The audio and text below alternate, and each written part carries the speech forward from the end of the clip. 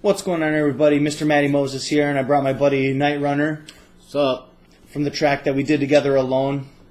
You guys might recognize his voice, I think, as we go along. But actually, it's been almost a year since I released Who Am I, little mixtape project, and thought we'd kind of go over how it holds up after all this time, some of the concepts behind it, and I want to go over it with my buddy Noah here, who's listened to it probably as many times as I have, if not more, and knows it through and through, and maybe just a little bit. Any questions or ideas he had, and I wanted to actually break down some of the concepts I had that led up to this album.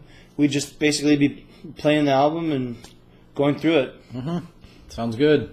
Anything you want to say before we get started? Any kind of keynote stuff? Or? No, I just think we're here to wrap things up after a year in release, and I know a couple people have posted on Twitter, Facebook, things like that, asking questions, and we won't get to all of them, but hopefully I can kind of be all of your voice, and we'll get through some of it at least. Yeah, that's great. Hit it. So yeah, this one, Intro to Moses, actually had kind of a journey to it.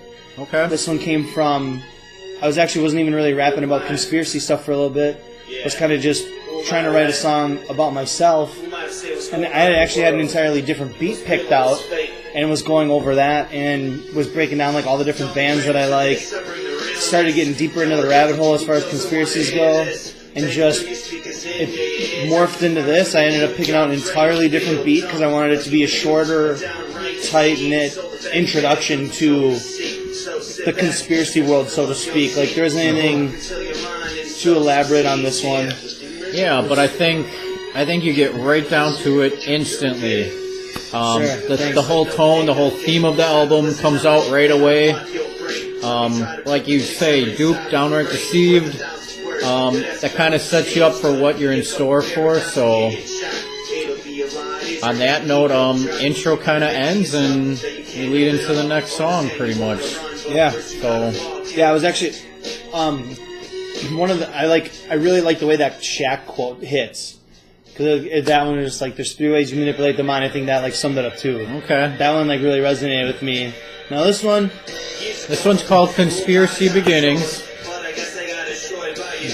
This one kind of inspired from like a Vinnie Paz song, End of Days.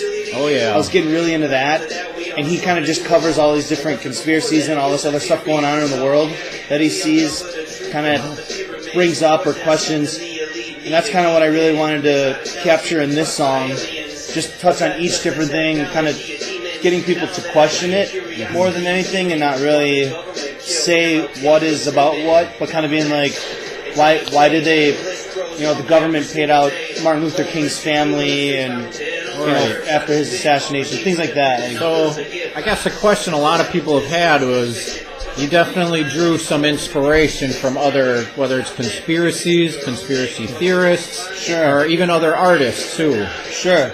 Oh yeah, ODD TV is a really huge one who like motivated me, from his videos and the way he tied in his music to those videos.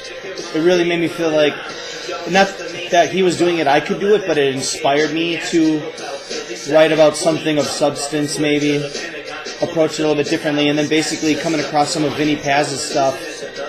Even some of La Coca Nostra, they've got I'm an American, they got a couple songs too where it's like, okay, other people are talking about stuff like this that's going on and that are in my wheelhouse, like the boom bap, the style of hip hop. Yeah, you mentioned substance. I think that's a great point because each song, as we'll hear, allows you to kind of go back and listen again. Maybe one verse you heard something that all of a sudden, for me and I know a bunch of other people, we started Googling. Sure. We started asking, hey, what do you think about this topic? I know you rapped about this. How do you feel about this? And so that replayability on each song definitely comes from the substance of it. Oh, thanks. So that's one of those lines I think I'll even catch myself anytime I fuel up. It's like the dinosaur, meteor wiped out the dinosaurs. That's where we get our fuel, and it's, I don't know, just fossil fuels, Yeah, it's like, is that, and B.O.B., he's another good rapper. He talks about that too. He says, like, over a century of burning fossil fuels, still no shortage of oils or something like that, still haven't run out of oil. Huge fan of B.O.B., by the way. Yeah, he's a good one, Love too. him. It took me I waited too long to listen to his stuff, but oh shit!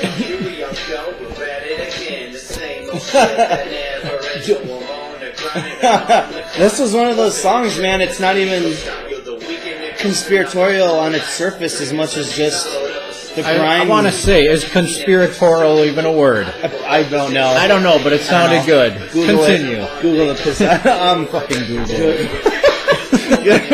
Just kidding. You don't have to Google it. No, this one just really like kind of inspired by Cage the Elephant.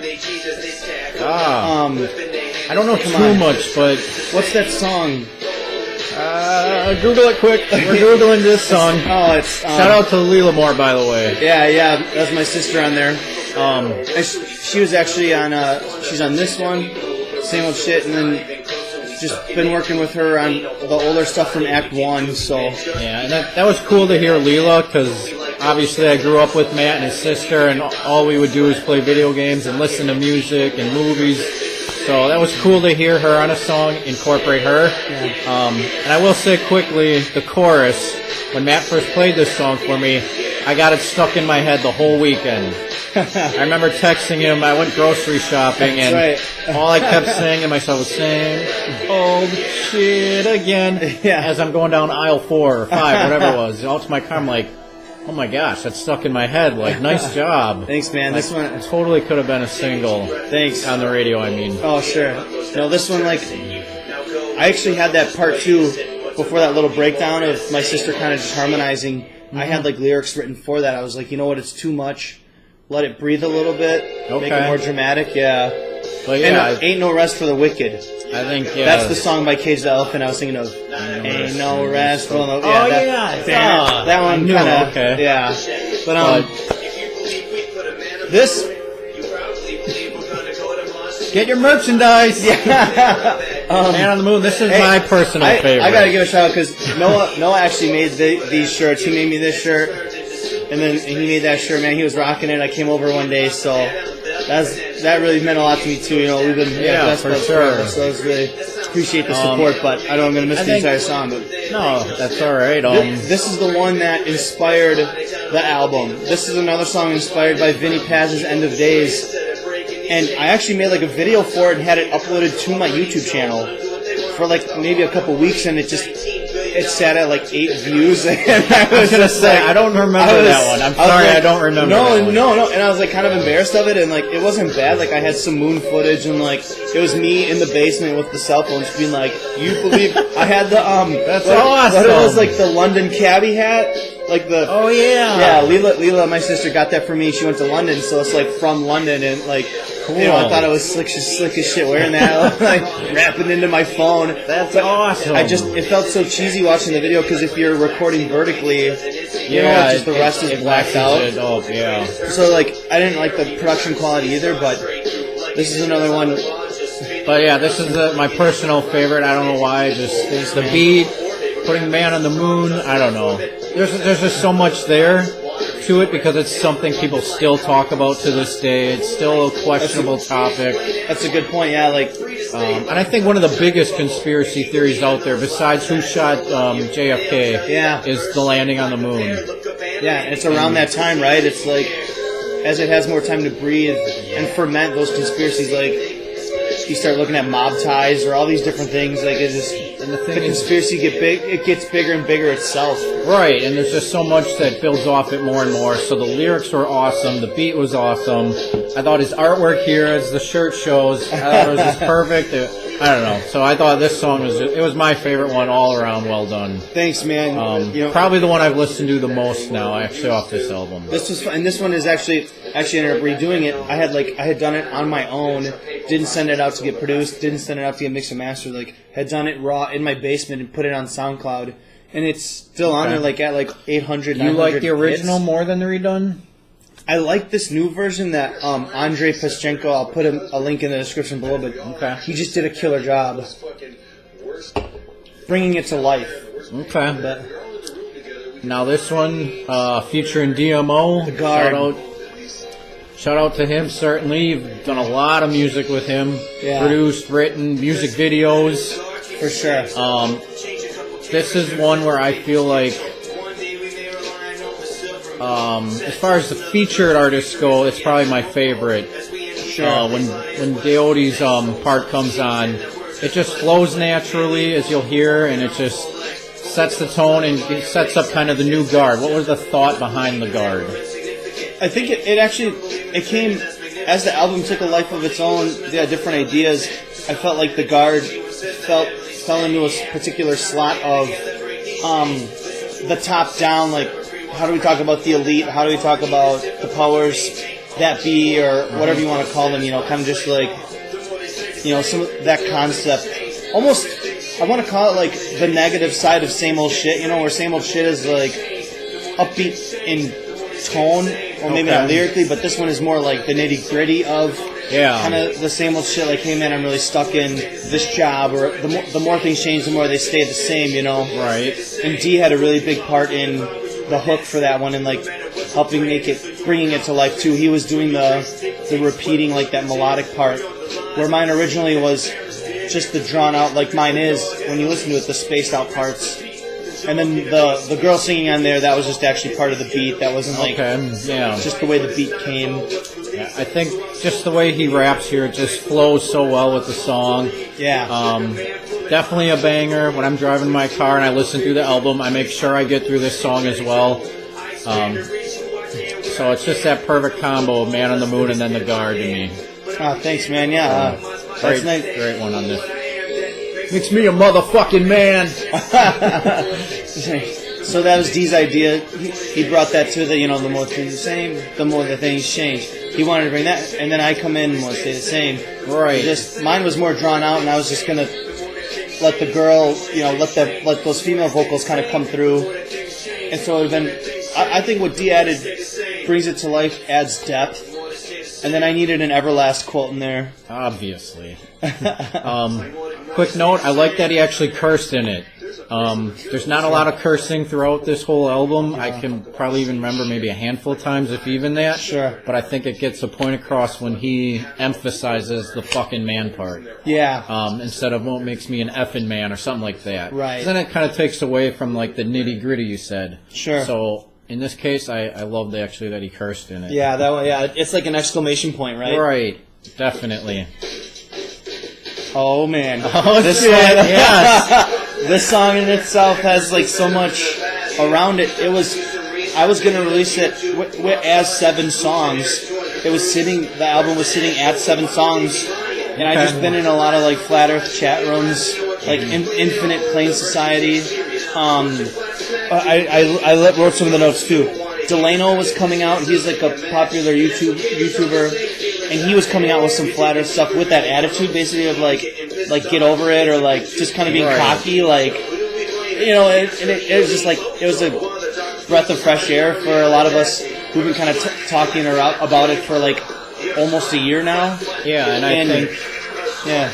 No, I was just going to say quick, like you said, it's starting to have like a life of its own, and it's growing, and it's here to stay, so just get over it. Yeah.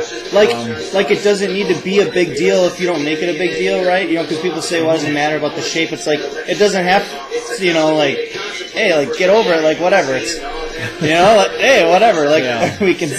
I'm not saying I'm a flat earther, but I totally get it, and I understand it. So... Oh, it's been cool. Yeah. The one thing I feel guilty about when I hear this song, and it must have been like a subconscious thing, is I was listening to a lot of Optimistic, and he has a song, Get With The Program, and I'll put a link to it. A program! And I'm sorry, man. I probably ripped them clean. I did it Great ripped them. Like, it was a month after listening to this song. I went back to Get With The Program. I think Optimistic shared it on Twitter. I clicked it again. I was just like, I love this one. And then all of a sudden it's like, get with the program. I was like, oh man. A little subconscious inspiration. I was like, oh man, I've never felt like I just jacked someone's stops. Like, I was like, I'm banging so hard. So I'm sorry, it wasn't on purpose. If anything, maybe it can be a respect thing. I hope, man. I hope we'll say it's respect. It's respect. Please. It's a nod to the. I don't just like. Oh man. So this one's called "Look, Not a Lifestyle." This one is old. So I was like 19, and I wrote this song, the original version, and I updated it. Some of the lyrics right here are the rapping gats from my best, like fake success. You know, so I think I had to switch up right there. I had to update the drugs. The drugs keep changing now, what everyone's doing. But true, whatever the new fad is. So most of the lyrics were kept the same. Actually, for the first verse, it's probably like half. It's like half and half. Like I picked lines that were for the it's a no-brainer. Like this I part. Definitely remember the original. Try the well, all this. I definitely remember that one. Yeah. I mean, we're going back years and years here. And it's just like Deody has actually wanted to remix it or like get on this version, and that's before I get too far into it. Is like that's how Look Not a Lifestyle 2.0 came out. So he wanted to put his own spin on that idea of Look Not a Lifestyle. And like this is another one that I feel like not that it could be a single, but the idea, the concept or whatever is like this is I when I hear this, I hear myself like naturally, like this sounds like natural, like this is like or whatever. This sounds like maybe not the best I've ever rapped or anything like that, but like this is like maybe it just brings me back to being 19. Right, I was gonna say because it's that whole lifestyle of being back in that day and that time period when things were just more natural. It's not as messed up as life is now, and it's just you're able to be free in yourself, and like you said, it just flowed how you are in your natural way. And like back then when I made this, the original, this is a Cypress Hill beat, Cock the Hammer, and my mom, knowing I was like stealing beats to make the music, she had I'm actually I'll pause it just to finish the story of. Yeah, my mom got me like a bunch of like hip hop CDs and soundtracks, and this was a soundtrack for Dangerous Minds. And like I went through there, and like there were a couple different.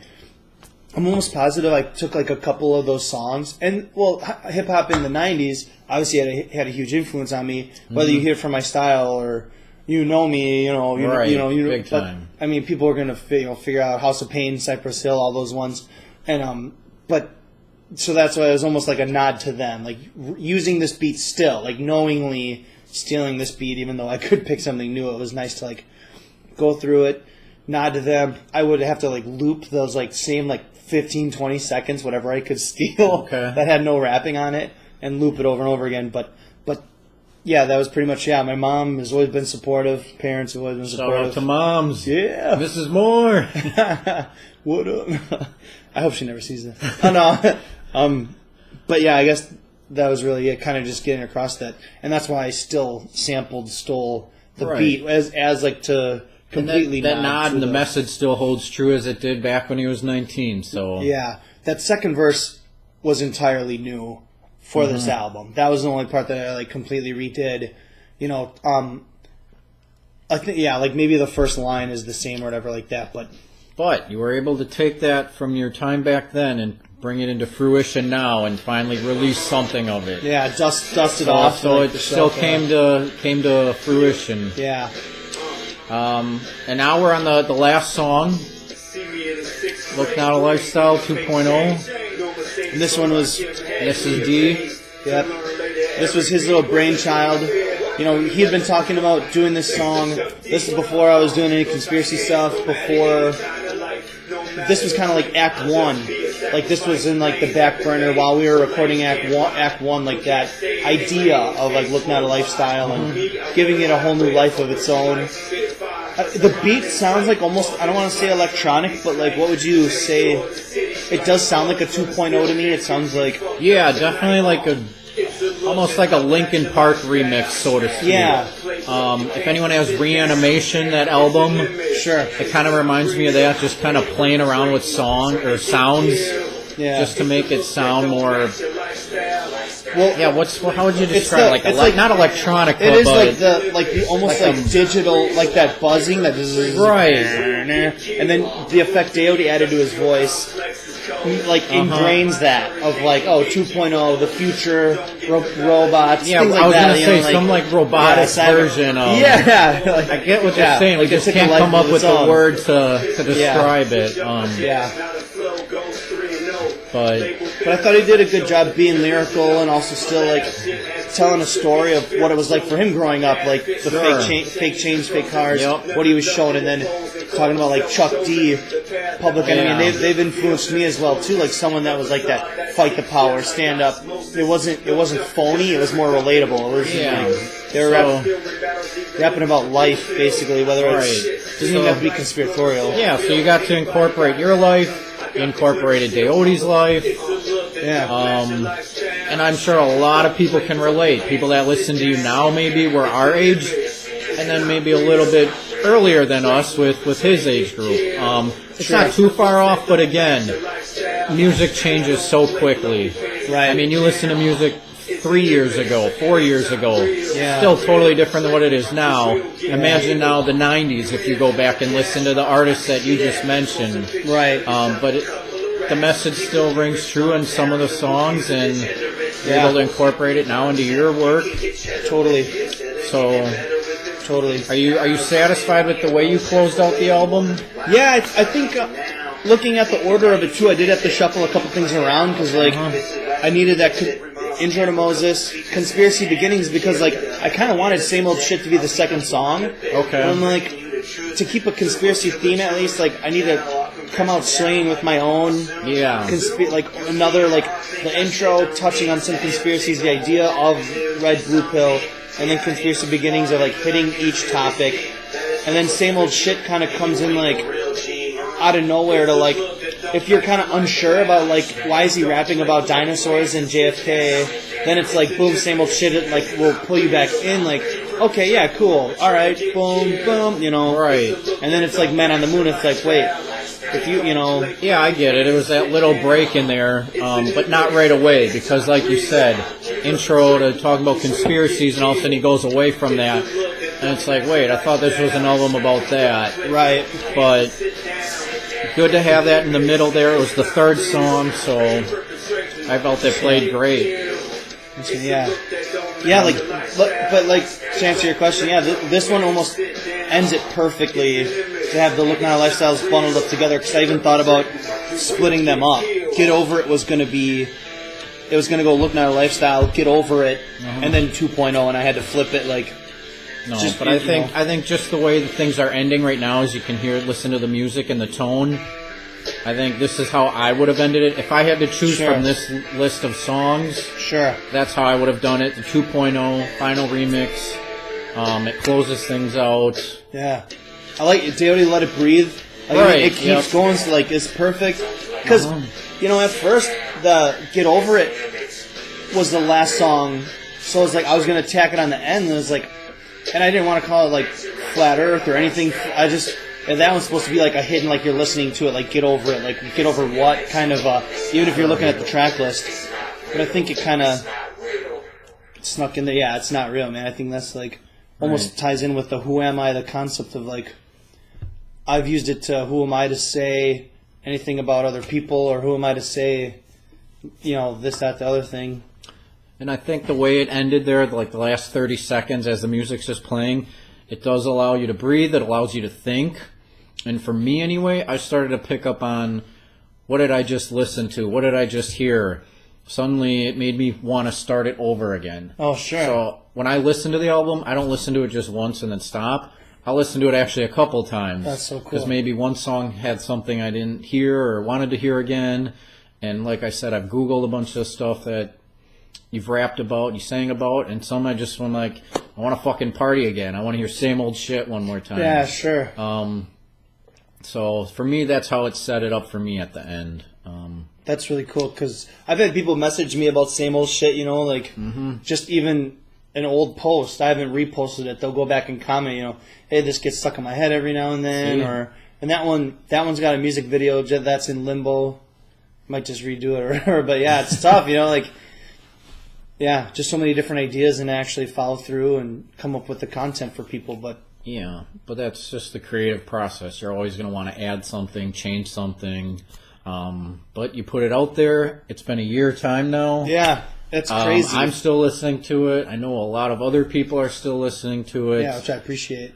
So, a huge success on your first mixtape, Who Am I?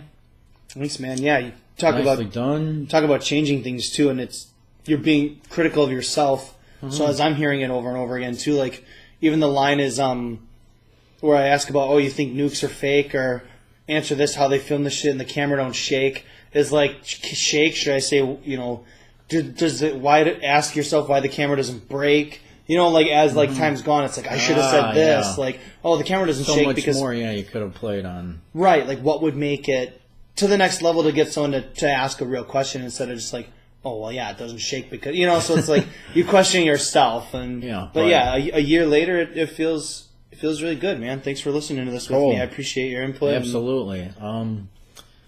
Anything else to say before we wrap it up? I guess we kind of went through the album song by song, got a little insight from Matty Moses here.